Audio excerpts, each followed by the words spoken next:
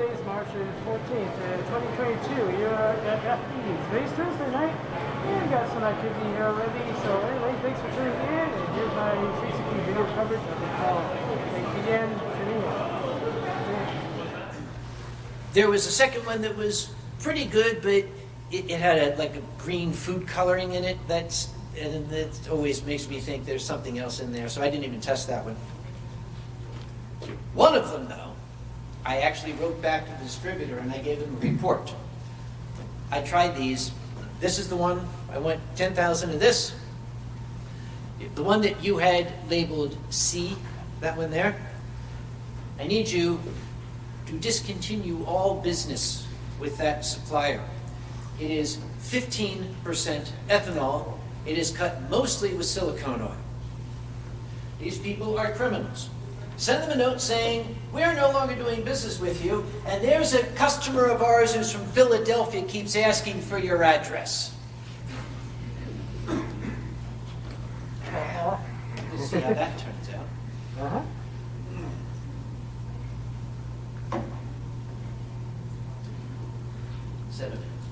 We start on time where I come from. Anybody who's been to Anthracon knows we start on time. I'd like to go one day. You're also, Oh, me too, me too. You're also up against the first aid dance.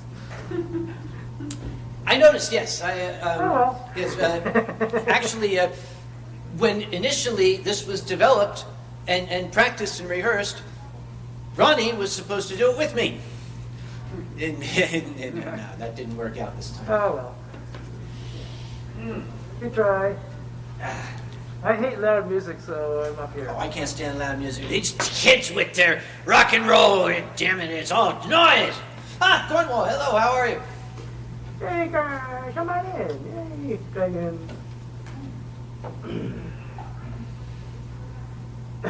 He's so adorable. Yes, I know, he wants to be all raw and everything. You're just too cute, I'm sorry. Yes, raw, oh my word, I'm terrified.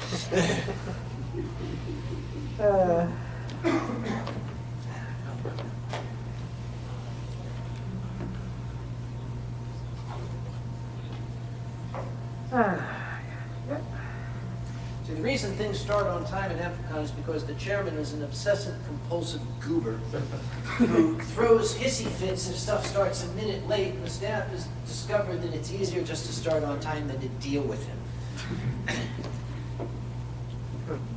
We're inviting back this year Sarjuan, the Japanese acrobat. He does this chair balancing act. He stacks chairs 10 meters high and like makes this wobbly tower and stands on his hands on top of it. Oh yeah, I've seen those videos. That's amazing. The guy is incredible. He's coming back this year, and I told him, don't do to me what you did last time, because when I went by the ballroom, there was 5 minutes to his performance, and there was still a big line outside. So I went storming in to find out what the problem was, and I first yelled at the AV crew, and they said, talk to the performer. And I went up, and he had his head, he does this in fursuit, he had his head off, and he's puttering around with his chairs. And I went up, and again, his English is dodgy, my Japanese is dodgier. I'm like, Nanda hell desu ka here. And he pointed, these are metal chairs. One of them, the metal had cracked. There was a separation in the metal. It was basically broken. And I looked at that, I'm like, no, not gonna happen. And he said, taijobu, ductu teipu arimasu ka? I'm like, ductu teipu, my ass, no! I said, no! He said, hi, ductu teipu. So I got this from ductu teipu, and he ductu teipu'd this thing together, and I had my eyes locked on it, as he's, freaking 40 feet in the air, on his hands, and this thing's wobbling back and forth. The guy next to me, I think, still has scars from where I sank my fingers into his leg. I don't even know who it was. It wasn't you, was it? No, Okay, I good. wasn't there.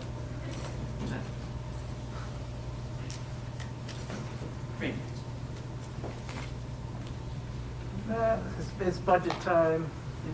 Yeah.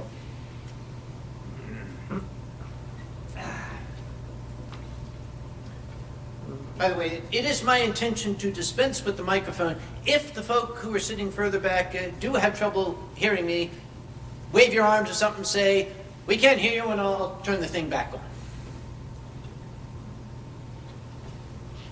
I can hear your reverb from the back wall. Well, I have a reverb. Yeah. I didn't know I had a reverb. That was actually an issue at Megaplex, which I don't know who came up with that. It was not so much reverb, it was an honest-to-goodness echo.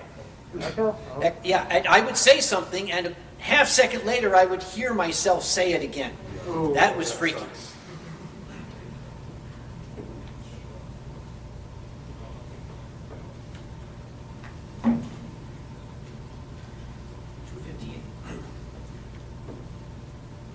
I say we start on time. Mm-hmm. At 2:59, I'll do the lead-in and give you a little background for what this is all about. So what's airplane alcohol like? I'm sorry? Airplane alcohol. It depends. If you're in coach class, it's crap. You drink it to be able to take on the guy who's beating up the flight attendant. That's what you do. In first class, especially international first class, they sometimes have decent stuff. Depending on the airline. German Airlines, Lufthansa and stuff, they'll have Riesling, which is one of my favorite wines. ANA and JAL, they have sake.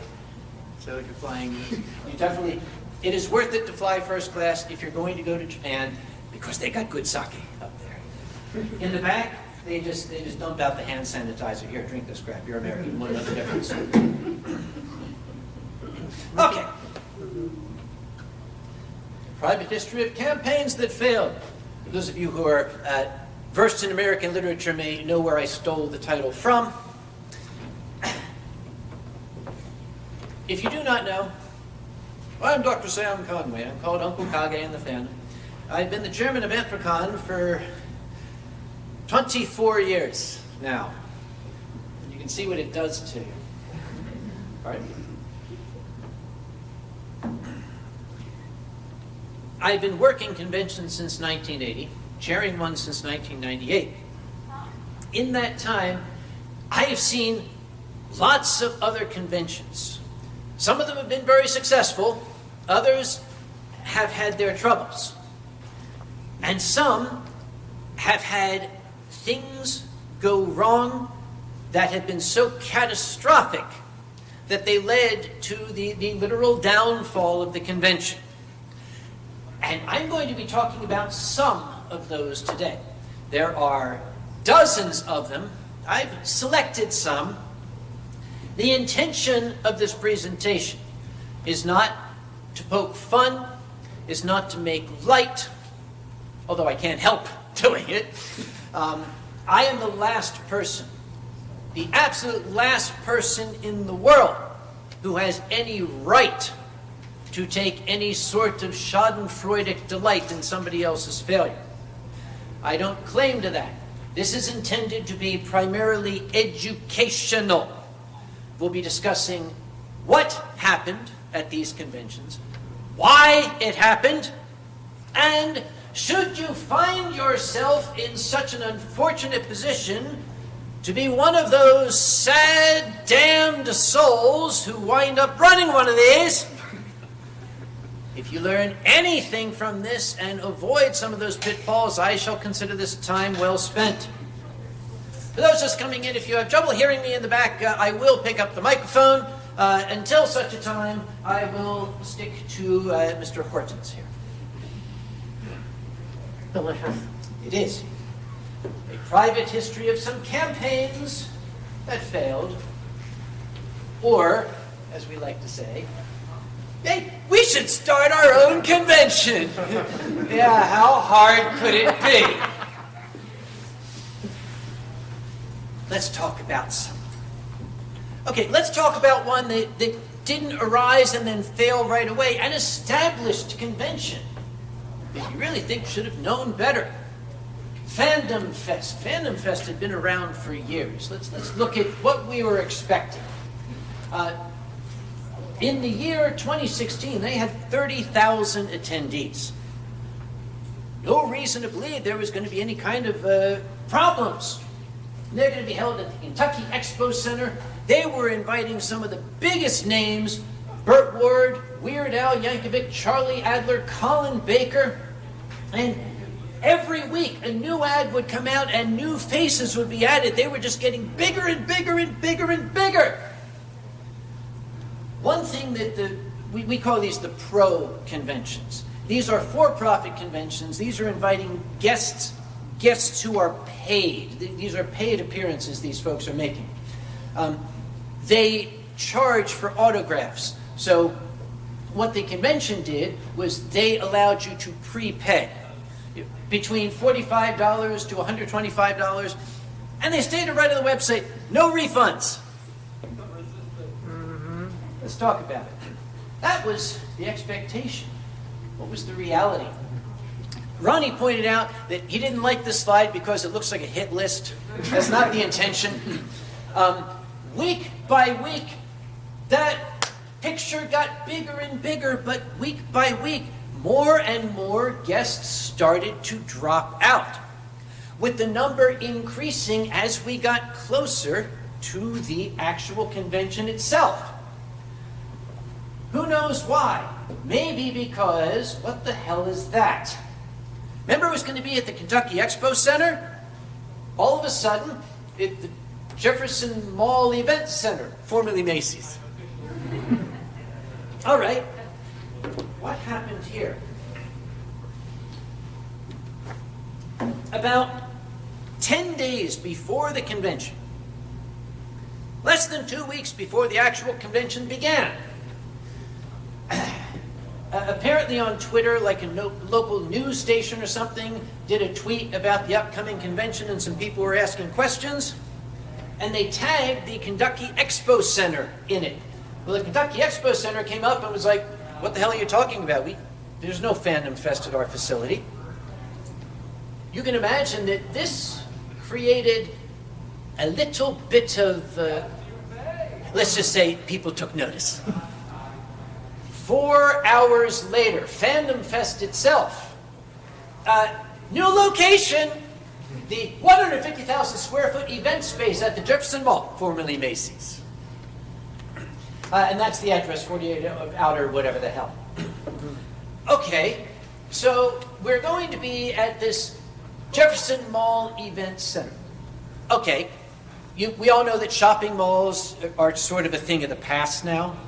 They are dropping like flies. They're going derelict. It would make sense when you've got this big space, why don't we convert that to convention space? It's a grand idea. We'll take this old derelict mall, we'll fix it up, we'll renovate it, and it will become a new convention center. Well, that's the idea. But when they said formerly Macy's, that's exactly what it looked like. That's the dealer's room of Fandom Fest 2017. According to reports, they were only allowing 1,700 people at a time. Remember, you've got apparently 30,000 coming, and you're only letting 1,700 in at any given time. There was water damage all over that ceiling. This picture is not very, very good, but water was literally dripping from the ceiling, and apparently there were dead cats lying around. More and more people are coming into the back. I am going to pick this up. So, guests were canceling. They were maybe kind of their instincts were kicking in. Most of the guests, they were very professional, very coy about it. Due to travel mix-ups, I'm not coming. Just unforeseen circumstances. A man that I am very, very pleased to call my friend, Charlie Adler. Charlie doesn't mess around. I didn't exactly cancel. They never confirmed my travel. There are 2 deadlines. It was all on them. God, Charlie, I love you. No one, to this day, is certain what went wrong. Just people who have been running this big convention, like, I don't know, had a massive collective brain fart or something. A report from an attendee. This fellow had paid $600 to have tickets to celebrity appearances, to pay for autographs and stuff. They didn't show up, and he was told no refunds. The news went after the chairperson. Do you feel bad about it? She said, no refunds. It said it on the web page. It's their problem, not ours. This is not good public relations. This is the first lesson.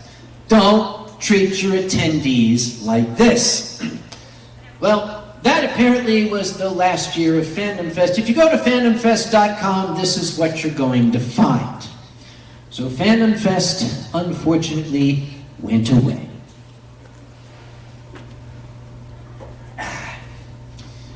Sometimes people want to start a new convention, and it might be a good idea on paper.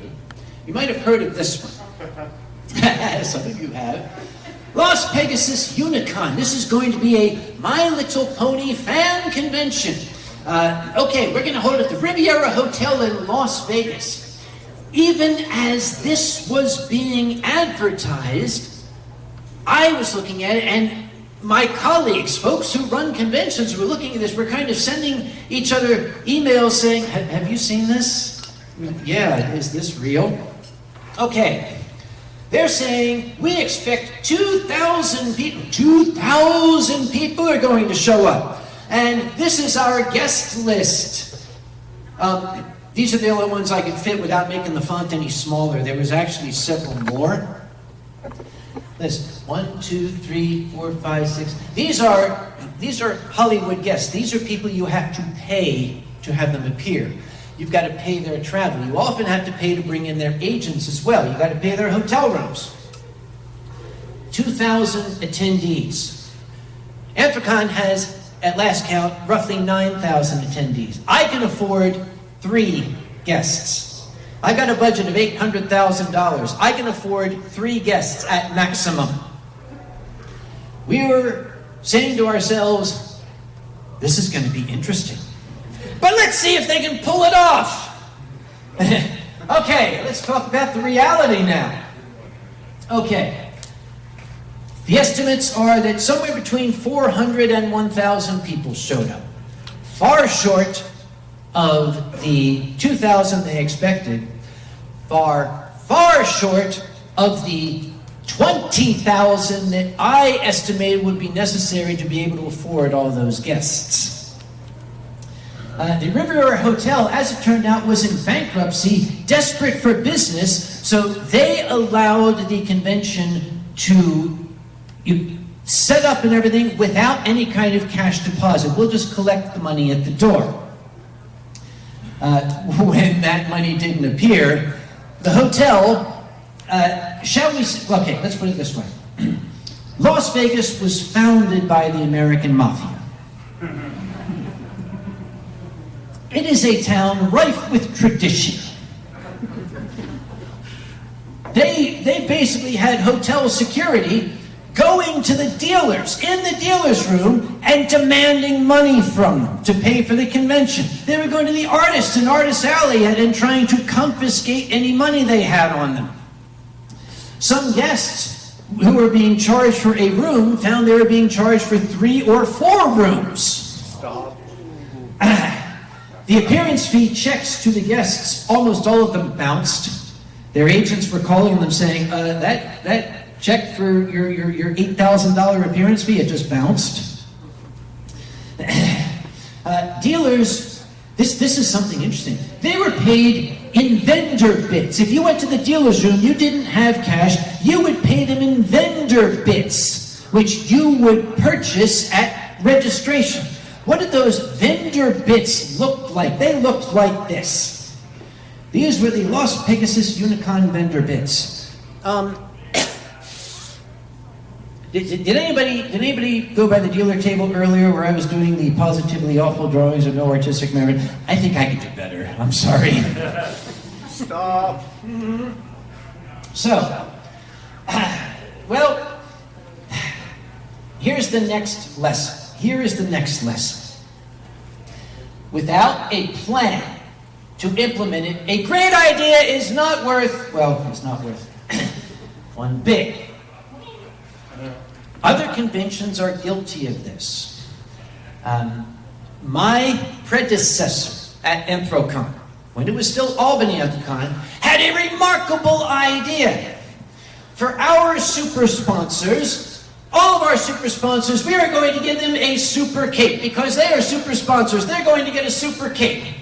This was offered to super sponsors at Albany Anthrocon, I think it was 1997. About 3 or 4 days before the convention, a staff member went to the chairman and said, "So where are the capes?" And the chairman said, oh yeah. Where can we get those from? You can have all the wonderful ideas in the world, but you have got to plan to implement them. So, Las Vegas Unicon. Oh, we'll include tickets for a buffet. That's in your sponsor packet, your sponsor, super sponsor packet. You get tickets to a buffet. That was great. Nobody ever actually arranged any buffet with the hotel.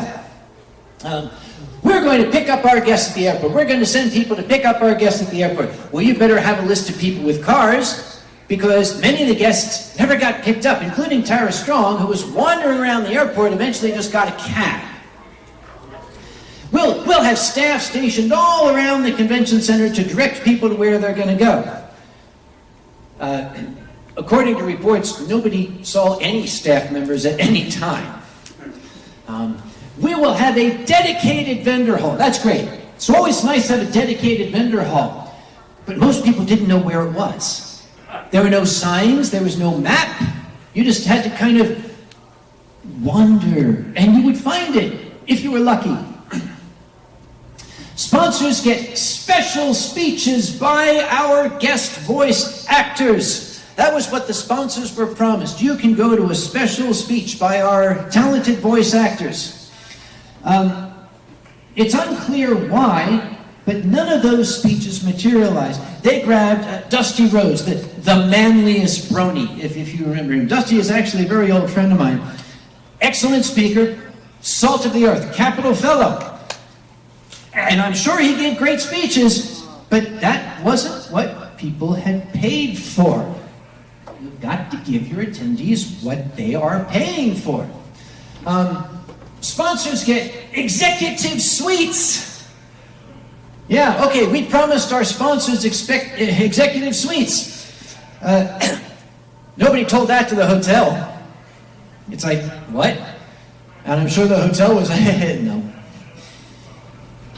Yeah, we're going to pay the vendors on Sunday for those vendor bits. They can cash in their vendor bits on Sunday. Let's talk about Sunday, shall we?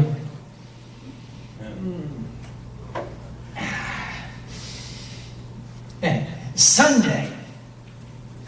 Sometimes your best source, yes? Was it a Friday, Saturday, Sunday, or just a Saturday, Sunday? It was Friday, Saturday, Sunday. Yep. Sometimes your best source of information is reports from staff members themselves. Fans, customers, they're going to give you all sorts of stuff. Staff generally gives you, since we're furries, stuff straight from the horse's mouth. Oh, horse's mouth. I did that on purpose, didn't I? Sorry. Okay, this from one of the staff members. There was a mad scramble for money. Since the celebrities weren't getting paid, apparently the staffers who were there to handle the celebrities were sneaking up behind the people at registration and swiping money from the registration cash box when their backs were turned. That's not good for accounting, by the way. Okay, Sunday. A call went out for donations. It was actually arranged by John Delancey. I am told John Delancey is actually a wonderful guy. I'd like to meet him someday. They put out the call. Help! We're in trouble. We need money. They raised $12,000. Remember, they had between 400 and 1,000 attendees. They got $12,000. That's pretty damn good. The guests, by which I mean the celebrities, they were just told, there's no more money, we can't pay you. Which, some of these people, this is their livelihood, this is their job. If you think that voice actors are all rich and drive Lamborghinis, it doesn't work like that. These people barely make a living. Some of them have to have second jobs. This is their second job. This is how they make enough money to afford to pay the heating bill in the winter. The hotel marched into the dealer room once they found it at 3 o'clock and got an announcement out and told all the dealers, clear out, everybody out. If you leave anything behind, it becomes property of the hotel. Remember, Mafia? Again, the previously reported overcharging of the hotel guests. There was no money to pay the vendors for these vendor bits. All they had were these little bits of artwork, and I use that term very loosely. The organizers were accused of skipping town. This is a controversy that exists to this day. Nobody could find any of the organizers on Sunday. Was it because they had fled and skipped town, or because they were hiding in their rooms? I believe the latter, because that's what I would do. But it's not the right thing to do. You wanted to make this thing work. You are answering to your customers, your attendees. They should have been out there. It is unclear. They had a charity auction. It's not clear where that money wound up. We'll be talking about something similar to that later. Up to $40,000 of convention funds are unaccounted for. Because once something like this happens, your internet sleuths are going to start looking into stuff. They're going to say, okay, the typical cost of the hotel is this, the cost of this is, you guys raised this money. You should have had enough to cover it, but you didn't. Where did the money go? And the organizers stayed silent. There are times when it is best to remain silent. I think it was Lincoln, I believe, who said, it is best to remain silent and be thought a fool than to open one's mouth and remove all doubt. This was not one of those situations. Okay.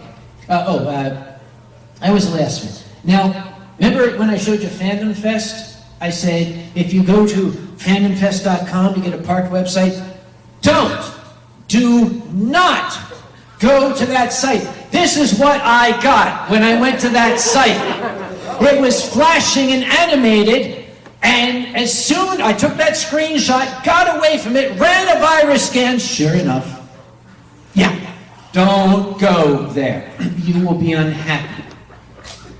Okay, a cautionary tale. This was famous. This made the rounds of the convention circuit. This was international news. Anyone who wanted to run a convention should have learned from this, because it was all laid out in front of them. Do not do this. Yet, 12 months later, less than 12 months later, this little thing came along you might have heard about. A convention for Tumblr users. It was originally supposed to be called TumbleCon, and then without explanation, the name was changed to DashCon. There was no official explanation, but I think I know why. I think that Tumblr called these people up and said, excuse us, this is not an officially sanctioned event. Please don't make us loose the lawyer badger on you. They invited some really amazing performance guests. Baker Street Babes, Steam Powered Giraffe, welcome to Night Vale. They were expecting 7,000 attendees. We're going to have 7,000 attendees. What happened? Exactly what you'd expected. We have all seen this photo on the internet. The estimates of attendance are somewhere between 350 and 1,000 attendees showed up. Not 7,000. The hotel allegedly, when people first showed up, demanded somewhere between $17,000 to $20,000. And this is not an incredible ask. Because generally, when a convention is going to a hotel, the one thing the hotel wants to know at the outset is, are we gonna get paid? You either have to put the money up in advance or have some sort of secured credit. So when these folks arrived and opened registration, the hotel came up and said, okay, pay up. And apparently DashCon didn't understand that they couldn't wait till it was over. The hotel wanted the money now. So what did they do? They had a frantic fundraiser. Does this sound familiar? They didn't have John Delancey to help them out, though. They somehow managed to cobble together $17,000. Even after the convention had officially started, Welcome to Night Vale canceled their appearance. People had come there to see Welcome to Night Vale, and they canceled. Why did that happen? There are 3 different stories. According to DashCon, we had enough money to pay them, but there were technical difficulties that prevented them from appearing. That's DashCon's explanation. Welcome to Night Vale said, these folks never freaking paid us. We didn't have a hotel reservation, we didn't have plane tickets, they didn't give us any money, so hell, we canceled. A staffer whom I queried privately told me, oh yeah, we paid them, but they chose not to appear anyway. Well, I wrote back, not wanting to be impolitic, I wrote back and said, you're a goddamn liar. But I don't believe that. I'm sorry. Sorry, where were we? Oh yes. Night Vale had canceled, so what did the organizers do? Did they refund the tickets for the Night Vale concert? No. Who doesn't know what happened? The organizers promised the Night Vale ticket holders an extra hour in that ball pit. That's why this ball pit became synonymous with DashCon. Oh, yeah, we know you paid umpty squat dollars for a Welcome to Night Vale concert, but they're not here. We'll let you have an extra hour in the ball pit. The internet historian did a fantastic coverage of this. I'm not going to belabor the point too much more. Just watch that video. So let's go on. These might seem familiar to you. The hotel was like demanding the guests who were supposed to be comped, going and charging them for the rooms, overcharging them for the rooms. The organizers were accused of skipping town. A lot of convention funds unaccounted for. If it looks familiar, I could have gone back to the Las Vegas Unicon slides and taken the same slides and just changed the picture. I feel the same way. How many attempts? One more. Yes. Okay. I happen to have a special friend in the front row to help me talk about this little event that happened. Oh, sorry, that typo's still in. Let me fix that. There we go. Capital City FurCon. Well, let's talk about what Capital City FurCon was going to be. I didn't know what this was. I got an email out of the blue. This guy said, we're starting a convention in Harrisburg, Pennsylvania on the 3rd of January. So you're going to be in Harrisburg. You're going to be the weekend after New Year's. Can I just say, we're starting a convention is always a bad premise to start any conversation with anyone. We're starting a convention. Yes, especially me, because my answer is going to be, you're a goddamn idiot. By the way, Harrisburg, Pennsylvania, that may not mean a lot to you. Suppose I were to say to you, we're going to start a convention in Moose Jaw. Same thing.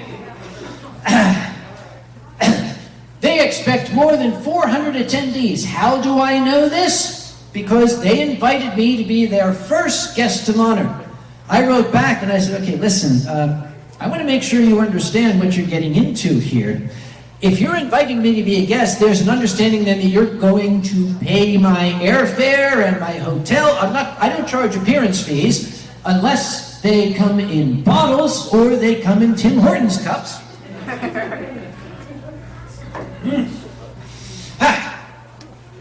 But I said to him, I want to make sure you know that you can afford me here. How many people do you expect? And he said, we've got, his exact words, we've got a solid line on 400 attendees. Liar.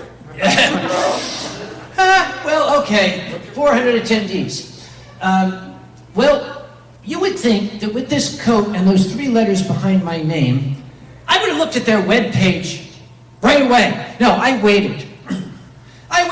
It was months later I looked at their webpage. They've got guests listed. They were going to have Tuners the Wolf from Maryland. They're going to have Safi Fox from the Czech Republic. They're going to have Susho Wolf from Alaska. They're going to have Riley the Fox from Canada. They're going to have Odin Wolf from Michigan. They're going to have Made for You. And I looked at all these guests. First off, remember I said with $800,000 in my bank account, I can afford 3? I looked at this and said, wait a minute, where's Uncle Kage? Okay. I didn't want to make a big thing of it. It's their first year. I'm not going to give them a hassle. The agreement I had made was, since you guys, you haven't opened registration yet, I imagine you don't have upfront money. I will buy my own plane ticket and you can reimburse me when registration opens. And he said, I haven't got a cheap plane ticket. I didn't fly first class. I didn't fly any kind of, I think it was like, what do they call that? Spirit something airlines? We call it lies. I flew the cheapest I could find. But I had my ticket. I said, I'll buy the plane ticket, you can reimburse me. And after a few months, okay, registration, you must have money now. Here's my receipt. You can send my reimbursement. Well, a month later, okay, yes, remember that reimbursement? Waiting for it, just send it. Here's a PayPal. You can PayPal it to me. November. Guys? Hello? Hello? Anybody? Hello? Early December. We are now 1 month from the convention. I sent an email. This is the actual email that I sent. Oh, Uncle Kage is showing the guy's email address. Why? Because I want you to go after him. This is the actual email that I sent. I was through with all the niceties. Okay, dude, we got 4 weeks left. I'm not on your webpage. There's no money for a plane ticket. I called the hotel. They don't have my name. Are you sure you still want to do this? I got an answer. This was the answer I got. Yes. I thought, oh, this is going to be good. This is going to be good. What? We have another line. Hi, so my name is Spaz. My wife is actually the founder of Made for You. Made for You. I've been the public relations director for Midwest Fur Fest for a number of years, and this is how I kind of came into contact with Kage at the first time, was over this convention. Because we got very similar emails. Pretty much, yes, was the reply to most of our queries. And we also did not hear back until, I think it was about 2 to 3 weeks before the convention. And we spoke, and we very much talked about, are we going just to watch a shit show completely crash into the ground? That is why we went to the convention. But we went with the same theory. We thought, it's a new convention. They're starting up. We are not going to charge them anything. We're just going to go. We'll do it at our cost. It's a startup. Hey, we're all about that. We're all about community. We're all about startup. They were not about community. I'm going to leave the charity aspect and how much they lost over this We'll get to that. to Kage, because I've been sitting here again, and as a public relations director, all I want to do is scream, stop talking, stop talking, stop talking. But I'm not the one who holds his leash, so... We're not going to talk about who holds my leash. Moving right along. It's going to be me if you keep talking. Promise? Maybe. Okay, to their credit, that afternoon I showed up on their website. This is what could they have made me look more fat? And I think they might have just copied my Wikipedia entry. Uncle Kage. Thank you very much, Wikipedia, for helping these guys out. Okay, back to Capital City FurCon. We're not going to go in to what happened at the con. Why? Because in last year's story hour, I spent half the story hour on this. Some of it's still in front of the courts. Yes, and some of it is still being litigated. But this part I'm willing to talk about. Okay, I ran this by Boozy. Look, I can't stop. I ran it by Boozy Badger, who's a lawyer, and he gave me permission by using the words, "It's your funeral." Well, Never good. there was a claim when all conventions do this. The convention's done, we raised money for charity. They claim they raised $4,000 for charity, their charity being the ALS Association of Central Pennsylvania. A very, very worthy cause. Which we urge you all to donate to right now. Oh, yes, please. They raised $4,000. Well, the first thing furries do, since the charity wasn't there to accept the money, somebody on Twitter said, "Could you please produce a receipt?" They produced a receipt. The receipt was in the value of, I believe, $287 or something. 300 something. Yes, More or less. like roughly $300 in the name of Made for You. Because someone who is a lot smarter than me, having done a charity event, when they came and said, "Oh, you raised money for charity, give it to us," Made for You said, "You know what? We're just going to give it to the ALS Association ourselves. We'll credit you so you can add it to your total." So they did. It was that receipt for the $287 that he posted. And the furry said, "Well, that's nice. Where's the rest of it?" His answer to that was to take down the convention's Twitter, take down the convention's website, and go into hiding. I just want to say, Yeah? did not see the convention chair pretty much for the entire event, except for when we were counting that money. Yes. And that was kind of a throw-off. Why are you here? Your staff has counted this money. You know how much is there. That is what this charity is going to get. Yep. You do not get to touch this money. And I am with you on this. If you ever work for a convention, you really don't want to touch the funds. It is a big no. You Yep. don't want to put your hands on any money. So for us, that was a very hard choice to make. Yep. And it was like, if we don't touch this, I don't think they're ever going to see this money.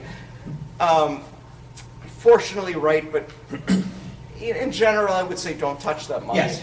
When I was doing the drawings in the dealer's room, if people came by, you might notice what I did. I kept the money on the table.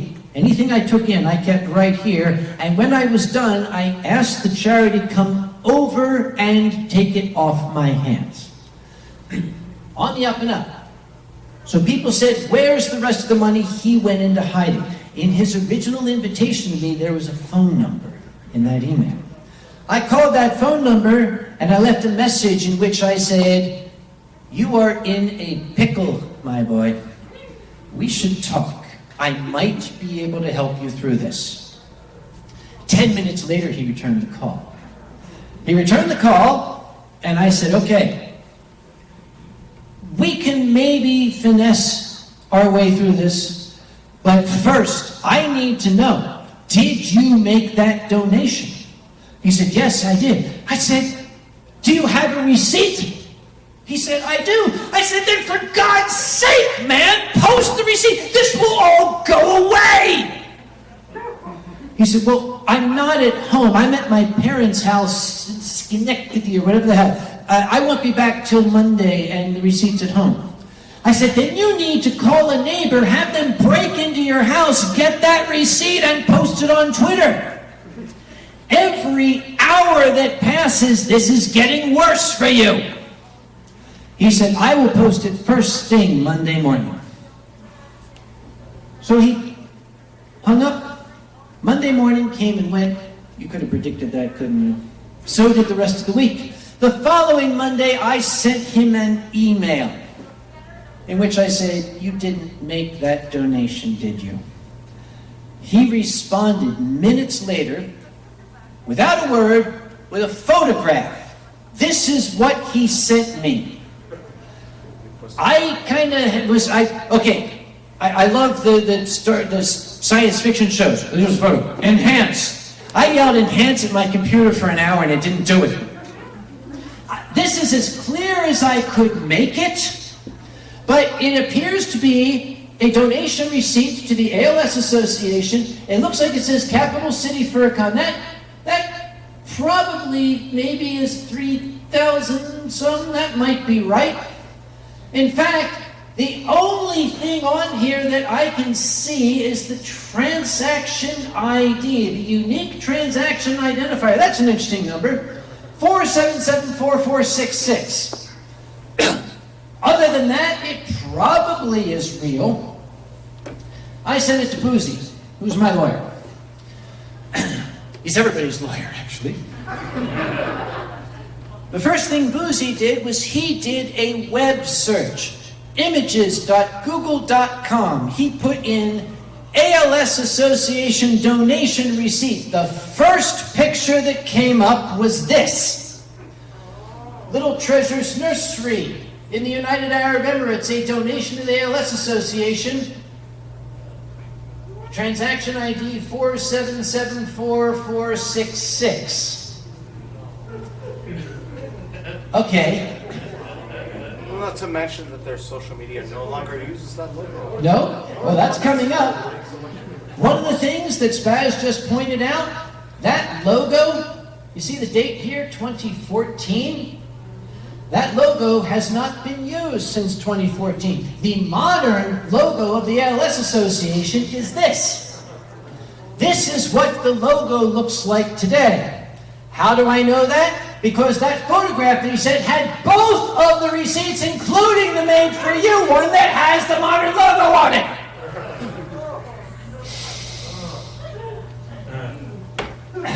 For reference, our donation was real. Yes, theirs was real. Yes, this is being litigated. Why is it being litigated? Because this is Pennsylvania. That's Anthracon's home turf. You give Furry's a bad name in Pennsylvania, you give me a bad name. I turned all this into the Attorney General's office. Don't fuck with charity.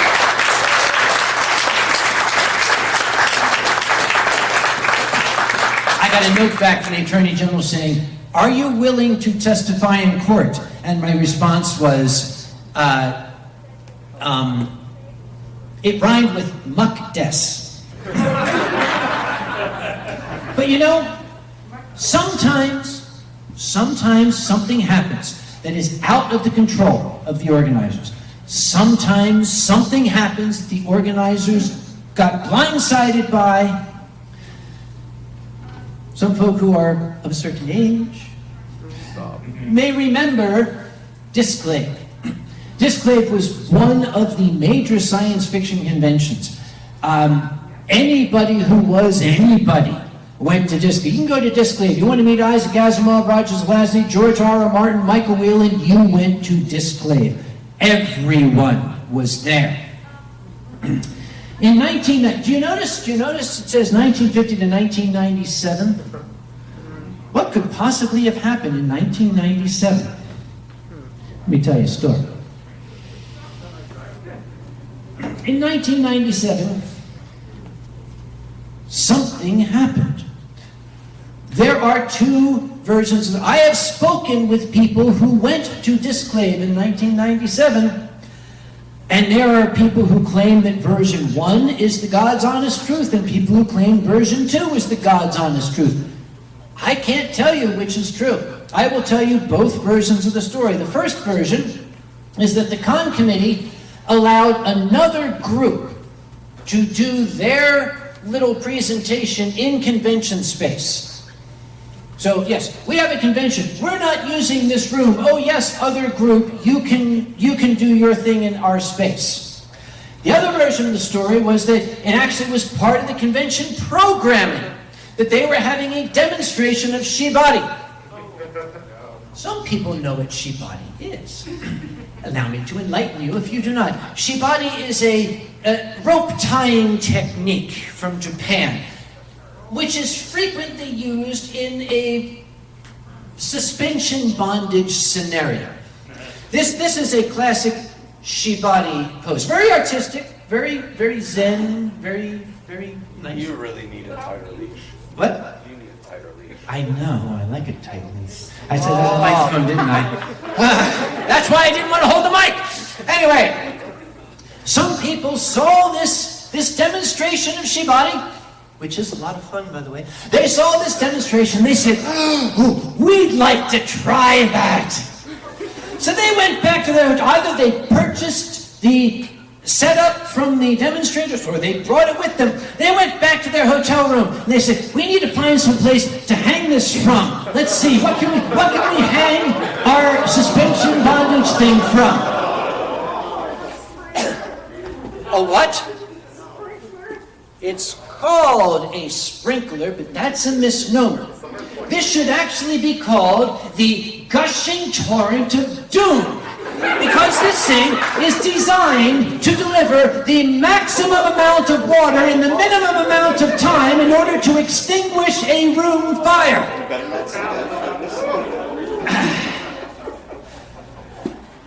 Would you like to guess what happened? 4 floors of the hotel were flooded. You don't just shut this off. You have to have the fire department come in and disable it. Because if a sprinkler is going off, you generally don't want to shut it off.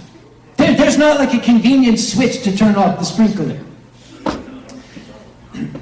The hotel blamed Disclave.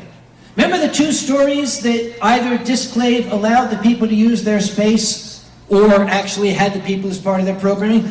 Either way, their name was on this. So, they tried to find a new hotel when the hotel said, guys, don't. The new hotel, I have seen numbers. They demanded a deposit for damages, and that number varies depending on who you ask, between $100,000 and $15 million. It's probably somewhere in the middle, but you can't afford that, especially in 1997. Disclave was forced to cancel. Disclave went away. And 4 years later, this new convention with a pair of Groucho glasses showed up and said, no, we are not Disclave, we are called Capclave, we are a new convention. Capclave, I believe, is still going on. It's a new convention. No me gusta.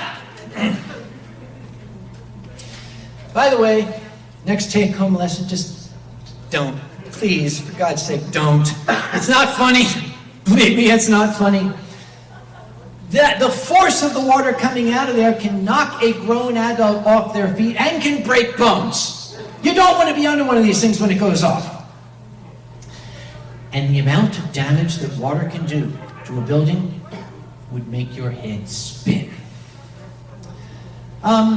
Your reg covers nothing. Yeah, right. I was debating this one. Stop. Don't. No. Do it! I just want to say you guys are hearing way more than anyone should ever tell anyone. This is all publicly available information. It really is.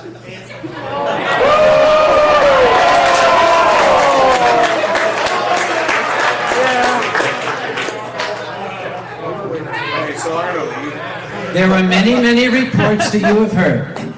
As I said, sometimes your best resource, your best reference comes from the reports of staff members because they know what's going on, and this is publicly available. Yes, it is. Did you talk to the lawyer about that? As I said, he gave me his full blessing with those words, "It's your funeral." This is your, yeah. You can find this on the internet. This is a report from one of the staff members. The Hilton sustained more damage during rainforest from every other event combined that year. They included 2 plumber calls. We're not just talking clogged toilet, by the way. A flooded bathroom, soaked the office in towels stuffed in a hot tub, multiple petty vandalisms and pets. Okay. Let's just go through what the public saw. Vandalism, tampering with smoke detectors, for God's sake, damage to hotel, rampant drug abuse, and at the end, something you never want to hear, Hilton is not happy with us. It's their house. You got your party in their house. If they're not happy with you, you've got a problem. What went wrong? What happened? It boiled down to this, also from a staff member. Rainforest, for good or ill, their philosophy was, we are never going to ban anybody from our convention. There is no need to ban people. I can testify that this is absolutely the truth. Yeah. See, I'm not the only one going to jail. No, I know. I know. Yep. They absolutely will not ban people. Okay, I salute that. It's a great idea. We do not, trust me, I have to do that. It hurts. It's one of the most agonizing things a convention chair has to do. You don't want to ban somebody from a convention. The entire raison d'etre, the entire reason we do this is so that you can have a good time. Now you're asking me to tell somebody they can't come back. That hurts. That is no fun. It's the worst part of the job. So if they don't want to do it, okay, more power to them. But what is the fallout from that? If you do not hold people accountable to your standards of conduct, they had become a safe space for rule violators who knew there would be no consequences. So people basically acted out. Yeah, we can stuff towels into the drain of the hot tub and make it overflow for the lulz, because we're not going to be in any trouble for it. Rainforest was thrown out of the hotel. They started a search. We'll find another hotel. The problem is hotels talk to each other. They went all over the Pacific Northwest. No hotel would have them back. And as a result, they were forced to disband.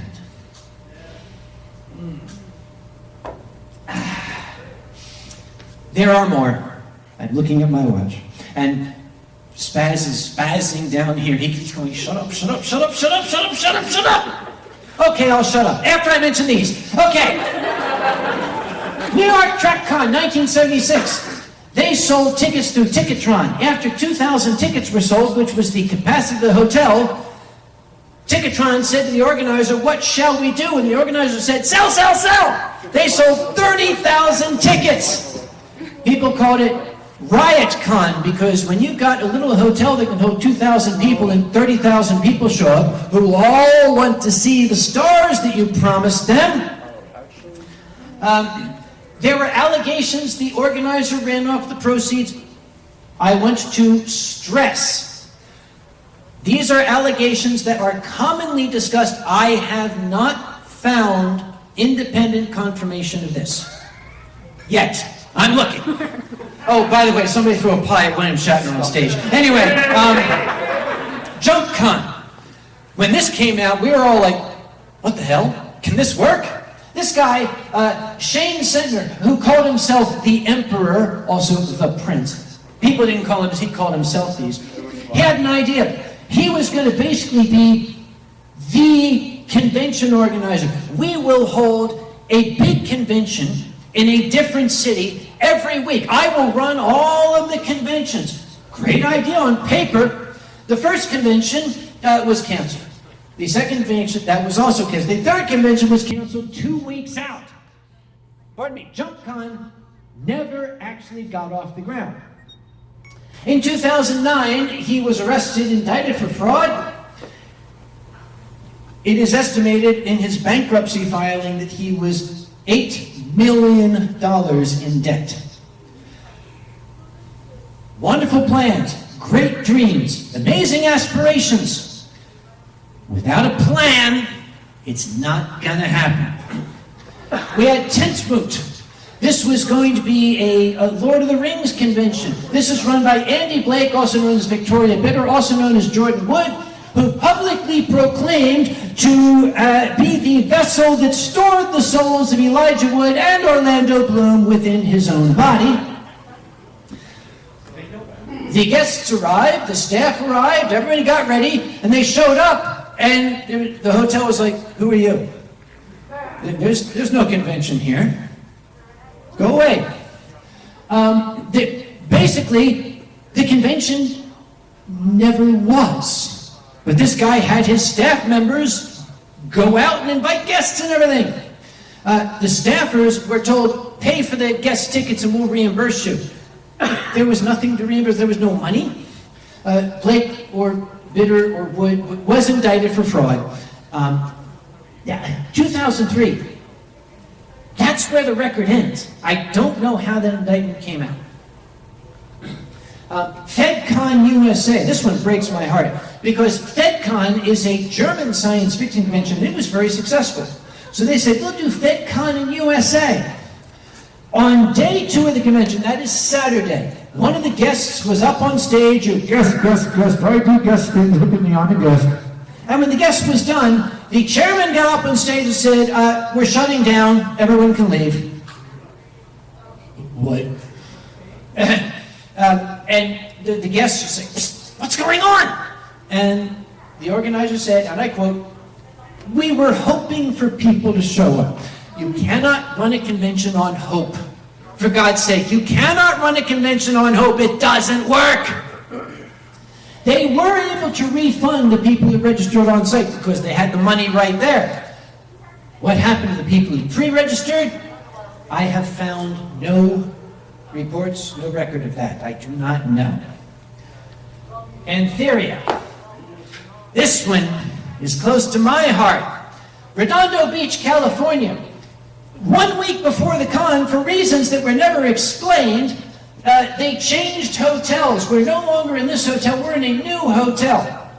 I discovered that this brand new first-year convention had promised the hotel 300 rooms. Not nights, 300 rooms, which equates to roughly 1,000 people. And of course, at the opening of the convention, when maybe 200 people showed up, the organizer frantically came to the guest of honor and said, I need to borrow some money. And the goddamn moron guest gave it to him and never got it back.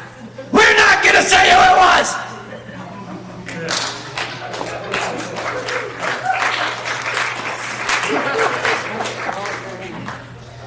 Please, please, please.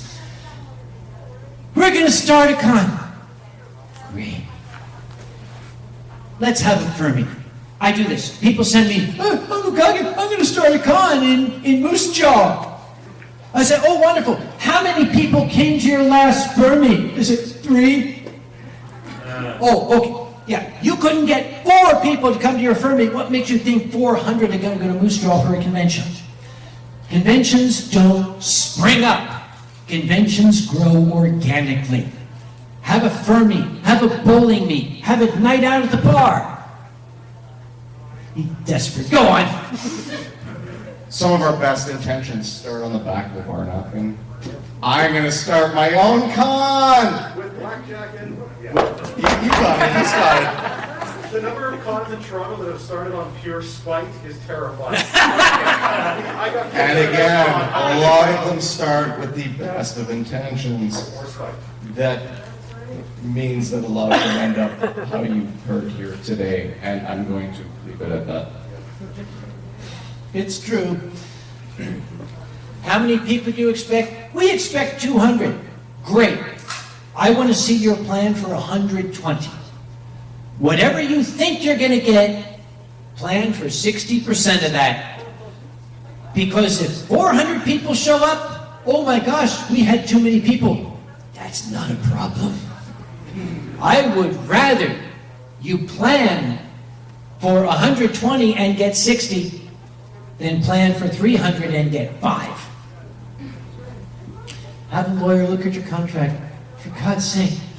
When the hotel gives you the first contract, they expect you to come back and redline it. Because their lawyers put everything in there that has advantages to the hotel and nothing for you. If you just sign it and give it to them, their lawyers are going to be like, oh, yay. Have a lawyer look at it, because the lawyer's going to get a giggle. Let me give you a shining example. Your hotel contract has an entire page called non-performance. If you don't have enough people, if you don't have your convention, if you don't give us enough money, you owe us thousands of dollars.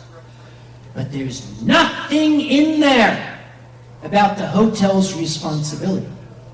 You sign a contract with the hotel, if you sign the first one, the hotel the week out can say, nah, contract's void, and there's nothing to protect you. I suspect that's what's happening with Antheria, but I do not know. Get experienced people on staff, for Christ's sake. Even if they're old and crotchety, get them, listen to them. Because when the guy comes in, you can't do that, he knows. Listen to him. And make a budget.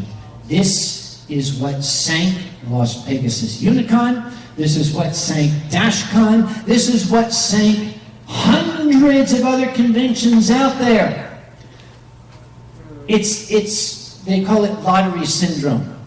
I just won $8 million. You go into spending spree, you spend $10 million.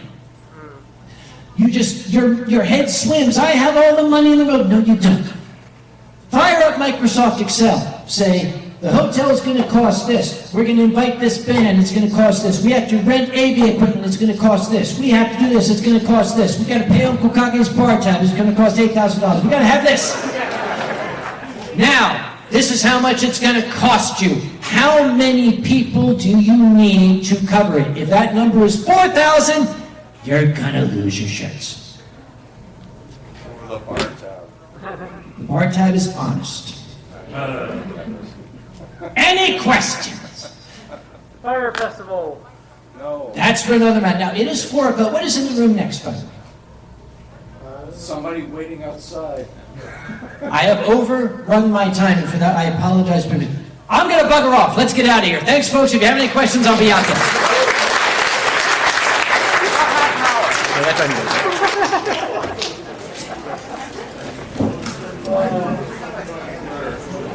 I thought that was you. We could give them the story of a local condo went bankrupt on Saturday at midnight here. Okay. Literally translated to condo backup, so studio condo. Oh, shit. This was in the mid-2000s. And the guests of honor showed up to find out they're actually source. Correctly, they're like, oh, here's a guest of honor. It's time to run the last grade for us. Yeah, that's just, yeah. And they got a ball.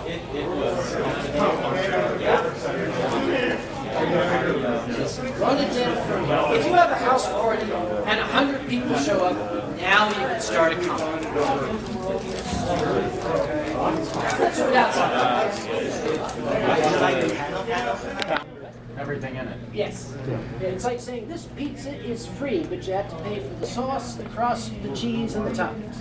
It used to be if you filled your hotel room, if you filled the hotel, you got the event space for more or less gratis. Yep. Those days are long gone. Oh, yeah. That's what Antheria did. I am positive. Because at 300 rooms, the room space is free. Yeah. I'm sure they just said, oh yeah, we'll have 300. Yeah. Not realizing there would be consequences. Like maybe if you got one boardroom, maybe like 1/3 of that room, you might Yep. get that for free if you fill the hotel. But Yep. the golden days of that are over for that. Yeah. And if you are a guest of honor and the chairman is one of your best friends and says, I need a loan, Run. Don't do it. No. it sucks to sue your best friend. It is. Yeah. It's a dilemma stuck between in our place. It was $6,500. Even if it's for $10. I have a firm policy. If you want to keep your friend a friend, don't lend them money. Who is it who said neither a borrower nor a lender be? I'm a poor furry. Like, Mackenzie. I remember when Anthrocon changed hotels like a month before the con. That was 97. Yeah. Bail you out. And to this day, I don't know what happened. They I were don't know. supposed to be at this big posh whatever. The official story was that they'd signed a contract with a sales staffer who then left and never filed the contract. Oh, Okay, the story is something like that. plausible, but not necessarily credible. Yeah. Um, It still was a fun con.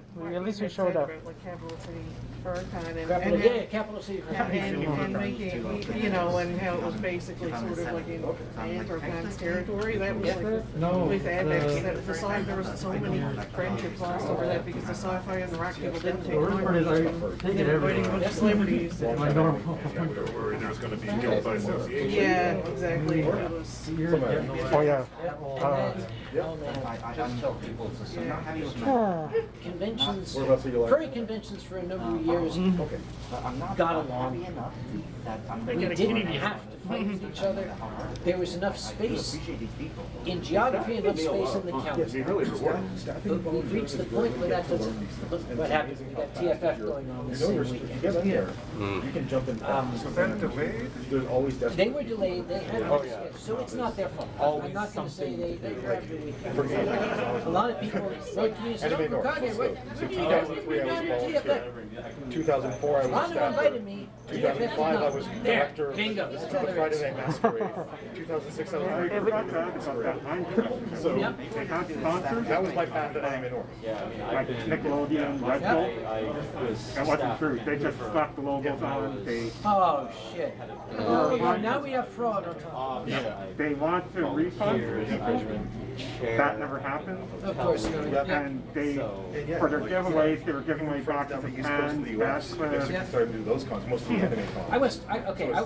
Let's rebrand that Newfoundland convention as Dig It Up Con. I'm gonna dig it up. Yep. Once you know the people, they know that you're not a fuck up. And it was just fraud and stuff online. Find something that you really enjoy. It wasn't necessarily like. I only. Sorry, don't mean to interrupt. What type of reason like that? I only caught like the last bit there. Did you talk about BronyCon? Like that just ended, right? Like Actually, And you're not going to be like, here's, it's not okay, like these BronyCon was successful. It's not like it was. Las Vegas' Unicon was not. BronyCon was a highly successful, well-organized, well-run convention. Massive. BronyCon did not You'll be fail. suddenly, The you'll be back, franchise you'll suddenly be the failed. stagehands, When you'll be they the runners, stopped you'll be the making backstage, you'll work the con suite. new Doesn't matter. My Little Pony episodes, the fan base fell off.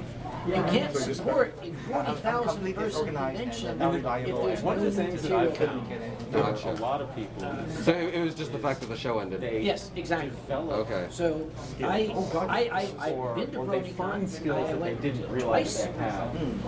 I by will staff. never Like one of our speak ill of it, and I will not have anybody speak ill of it. They did a spectacular who's been job. running Con Store for like 3 years. And I actually had a conversation with their that was a chairman. thing that he when the show ended, I said, what are you gonna do? Best con store guy And he said, convention's ever had.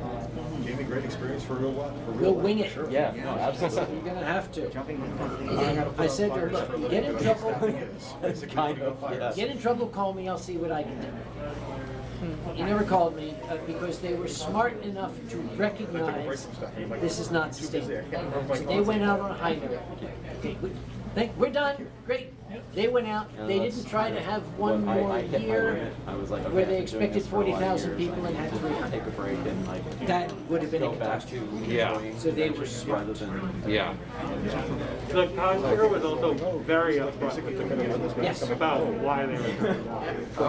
Especially like I'm from like 20 minutes from where the con is. it's like okay, I've So done like they're very, years of he was staffing. very upfront with everybody. It's like, we just can't do it anymore. We love it. We can't. We're sorry. Need to You know, go and it was One that. thing was live. I'm sorry? Yeah, it was the same way. Yes. They got tired, and all the staff all the staff that were running it got Yeah. tired, and it wasn't that no one was attending. It's just they were pushing themselves each year, and they said, okay, but this is their last year, and then they stuck here. Yeah. Like Now, be at a convention. you can where say, nobody okay, knows you get tired, you can say, look, we're tired, Yeah, we're no, stuck. I Does anybody want to do staffing this? for that reason. It was like, yeah, we're done. Nobody Yeah. steps up. Yeah. Okay, I'm gonna qualify that. Does anybody want to do this? And the guy comes up and, you know, he's a street person who's living out of his car. He says, yeah, I do it. No. The people who volunteer are often the worst people for the job. Yes. Especially on security. So I will say, oh, thank God. you. You said that first, okay. I didn't say a word. I didn't say a thing. Edit that out. Yeah, the people who volunteer for that department are the ones that scare me the most, just from experience, yes. Wonky kept on food. Yeah, definitely had some bad security people. That's a universal problem. And it's a true, it's a trite expression. The ones who volunteer for security are the ones who don't volunteer. Yeah. Because they have a tendency to be frustrated Marines. You don't want frustrated Marines, you want London Bobbies. Okay, London Bobbies from when I was a kid, now London Bobbies are frustrated Marines.